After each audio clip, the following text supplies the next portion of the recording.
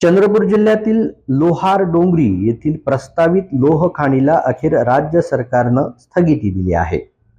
महसूल वन विभागानं तशा आशयाचं पत्र जारी केलं आहे. मात्र लोहार डोंगरी लोह खाणी विरोधात अन्नत्याग सत्याग्रहाला बसलेले पर्यावरण अभ्यासक बंडू धोत्रे यांनी राज्य सरकारच्या या आदेशावर असमाधान व्यक्त केलंय.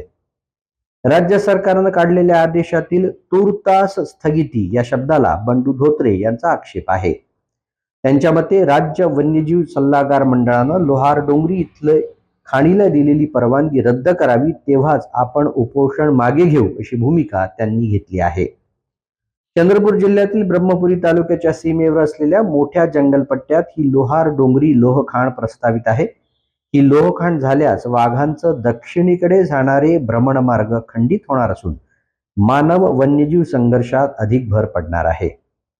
बंडू धोत्रे यांनी या अन्न त्याग सत्याग्रहाच्या माध्यमातून मानव वन्यजीव संघर्ष कमी करण्याच्या दृष्टीनं आणखी 16 मागण्या देखील पुढे रेटल्या आहेत. एका उद्योगाच्या भूमिपूजन प्रकल्पासाठी मुख्यमंत्री देवेंद्र फडणवीस शनिवारी अर्थात उद्या चंद्रपूर जिल्ह्यात येत आहेत. स्थानिक प्रशासनानं पर्यावरणवाद्यांची आंदोलक भूमिका लक्षात घेता सत्याग्रहावर बंधनं घालण्याचा प्रयत्न केलाय. त्याला उत्तर म्हणून शनिवारी उपोषण मंडपातच मौन सत्याग्रह पाळण्यात येणार आहे. मागण्यांसंदर्भात केवळ बैठकांचं सत्र सुरू असून त्यातून कुठलेच निष्पन्न होत नाहीये हे धोत्रे यांनी लक्षात आणून दिलं. उपोषणाचा उद्याला 10वा दिवस असणार आहे आणि पोलीस प्रशासनासोबत चर्चा करत असताना अनेक वेगळे आंदोलन उद्रेक होईल वगैरे, तर असं कुठलंही नाही. उद्याचा आम्ही शांती दिवस आणि मंडपामध्ये मौन सत्याग्रह हे करतो आहे. आमच्याकडून कुठलंही निदर्शने प्रोटेस्ट आम्ही करण्यात येणार नाहीये आणि सत्याग्रहाचा सर्वोच्च असा उदाहरण आम्ही निश्चित करण्याचा प्रयत्न करतो आहे की या दिवशी मौन सत्याग्रह म्हणून शांती दिवस आम्ही पाडणार आहोत. मंडपात बसणारे प्रत्येक व्यक्ती दिवसभर मौन धारण करणार आहे. त्यात दुसरं महत्वाचं आहे की काही माध्यमातून या खाणीला परवानगीच नाही तर बंडू धोत्रेंचं उपोषण कशासाठी असा प्रवाह जे चालत आहे, प्रश्नचिन्ह निर्माण केलं जात आहे. तर मुळात आमची मागणी प्रकल्पाची परवानगी रद्द करावी अशी आहेच नाही.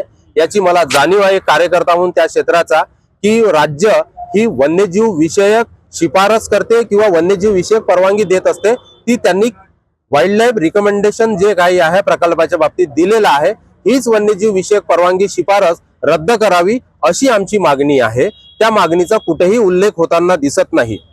वेगवेगळ्या स्तरावरील ज्या बैठका होत आहेत त्यामध्ये कुठेतरी ही जी मागणी आहे ती त्यांच्यापर्यंत बरोबर पोहोचली की नाही हा मला प्रश्न आहे. परंतु आज प्रशासनासोबत चर्चा करत असताना त्यांनी दिलेल्या पत्रामध्ये असणारा उल्लेख या विषयाच्या अनुषंगाने आमची मागणी राज्य सरकारने दिलेली वन्यजीव विषयक परवानगी ही मागे घेण्याची किंवा नाकारण्याची किंवा रद्द करण्याची अशी आहे. तशा पद्धतीचं जर आम्हाला लिखित आश्वासन मिळालं तर निश्चितच हे उपोषण मागे घेण्यात येईल.